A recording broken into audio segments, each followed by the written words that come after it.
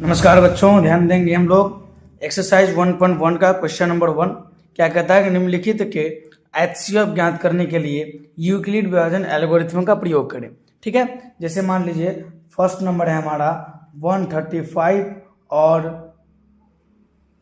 225। ठीक है, ये हमारा क्वेश्चन है। अब इसका क्या करना है, हमको यूक्लिड विभाजन एल्गोरिथ्म के द्वारा हमको क्या करना है, इसका एचसीएफ निकाल देना है। ठीक है, तो यहाँ पर जो है देखना है बड़ा कौन है।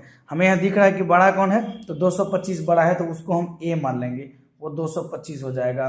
तथा जो छोटा है उसको बी मान लेंगे, वो 135 हो जाएगा। ठीक है, उसके बाद क्या करेंगे, हम यहाँ लिखेंगे यूक्लिड विभाजन एल्गोरिथम से, यूक्लिड विभाजन एल्गोरिथम से। ठीक है, एल्गोरिथम से।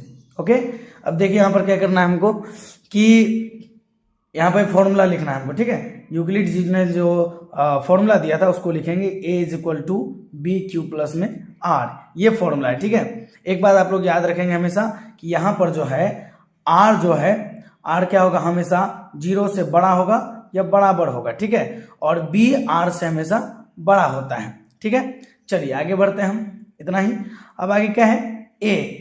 अब ये निकालने के लिए हमको क्या करना पड़ेगा, छोटा सा इधर इसको भाग दे देना है। जो बड़ा छोटा है उसको बाहर में रख देना है।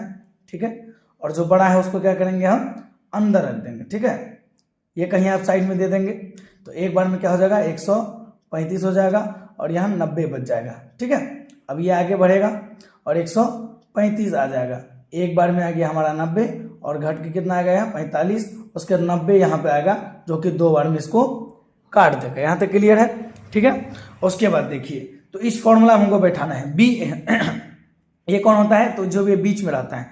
जैसे हम लोग कहते हैं फॉर्मूला हमारा होता है कि भाज्य = भाजक गुना भागफल प्लस शेषफल।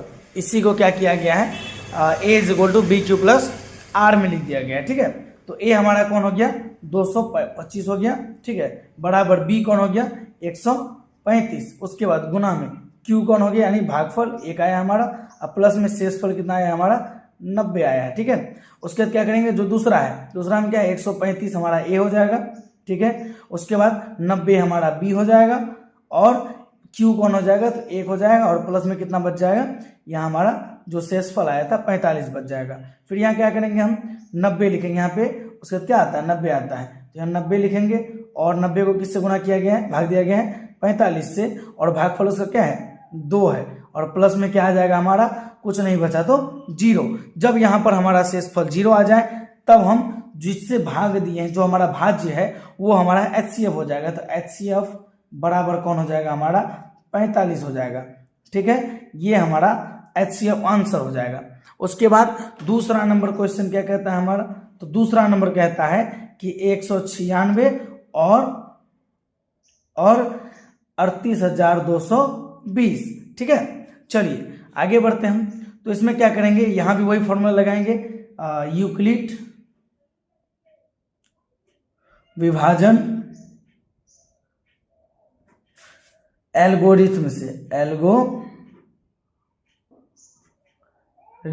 ठीक है, यहां हो जाएगा a = bq प्लस में r। ठीक है, यहां भी लिख देंगे कि 0 से जो है r बड़ा होगा या बराबर होगा, और b क्या होता है, r से बड़ा होता है। 196 और 38,320 को हम यहाँ पर भाग दे देंगे छोटा सा। ठीक है, भाग देने के बाद हमें पता चलता है कि 195 बार में जो है ये टोटल एक साथ कट जाता है। ठीक है, तो हम क्या करेंगे, यहाँ पर लिखेंगे a कौन हो जाएगा हमारा, 38,220 और 196 गुना में 195 प्लस में क्या बच गया, 0।